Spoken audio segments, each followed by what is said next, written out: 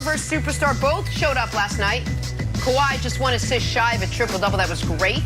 We got a vintage Claw performance down the stretch. He did it to win Friday night's Game 6. They had to win. He did it last night to help win Game 7. As for Luka, another monster game, 46 points. You cannot say that Luka didn't do his part in this series. But the Clippers win Game 6 and 7. They advance. Here is Paul George after the win. They pushed us. They definitely got us war ready. It's a great team we played. Unbelievable superstar and Luka. They pushed us. They played really well. They challenged us. But we stuck in there. We hung in there. We played for one another. What do you think you've been able to prove in this series and even last year in the playoffs? I mean, nothing yet. We've been in the playoffs twice since I'm there. We lost both times, so nothing yet. You get paid to win, so we didn't do it. I love that Luka's man first is a backpack. Nick, what was the main reason you think the Clippers won Game 7? Well, the reason they won Game 7 and the reason they won Game 6 and the reason they won this series, it's two guys. It's Kawhi and it's Ty. We'll start with Kawhi. Kawhi Leonard, after a brutal Game 5, when he had been excellent in Games 1 through 4, responded in Game 6 with the finest game of basketball he has played, maybe of his career, certainly since the epic 7-game series against Philly in the second round in 2019 that ended with another Game 7 performance by him that was brilliant, and when he hit the game winner.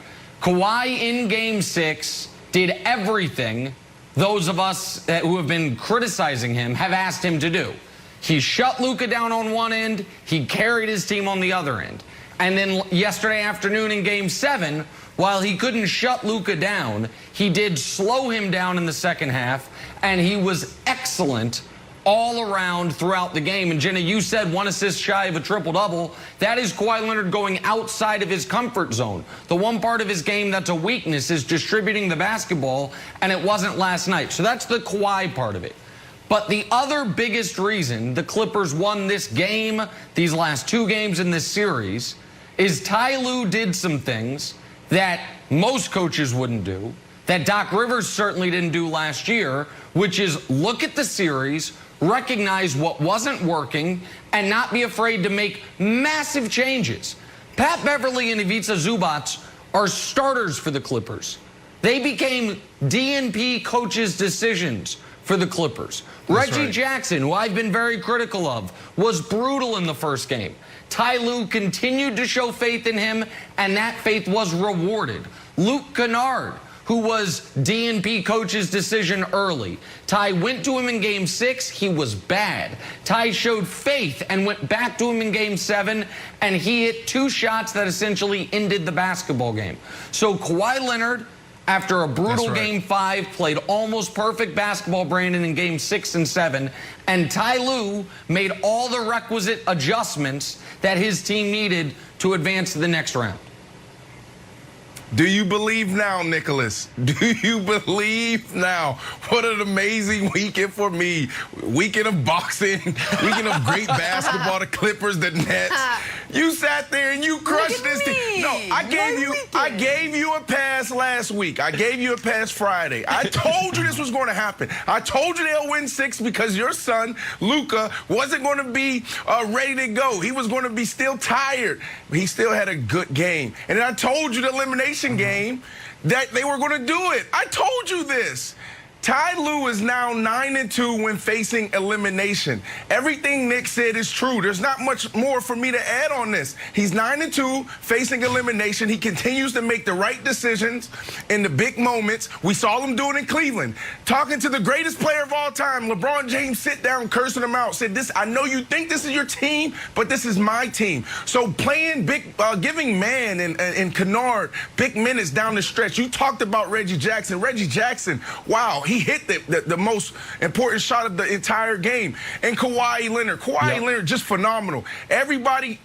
People forget who Kawhi Leonard is. Kawhi Leonard has one bad game, and then all of a sudden, oh, remember he said he was the king of L.A. Oh, remember he said this. Oh, what is he going to do this offseason? Kawhi Leonard averaged over 32 points this series, averaged over 61% shooting this series. Phenomenal job by those guys when they were facing everything, when everything was on the line. Wilds, you got to give these guys their flowers. No more of this, oh, their mindset is weak. They don't have it. They don't got it. They have everything they need, and it's a weak West. So it's their conference to lose.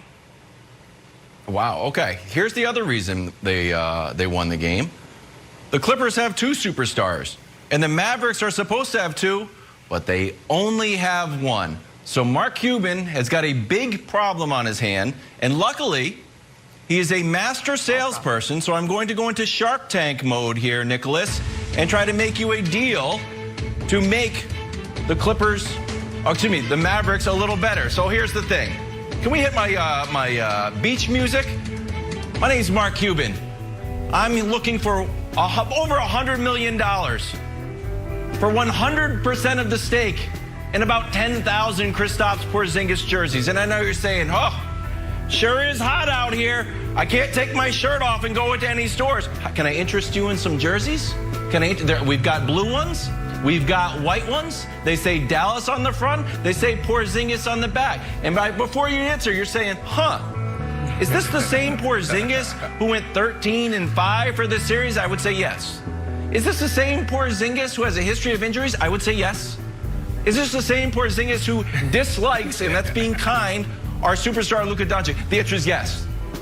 But Nicholas, I'm here to make a deal. Yeah. I'm trying to rebuild the Mavericks.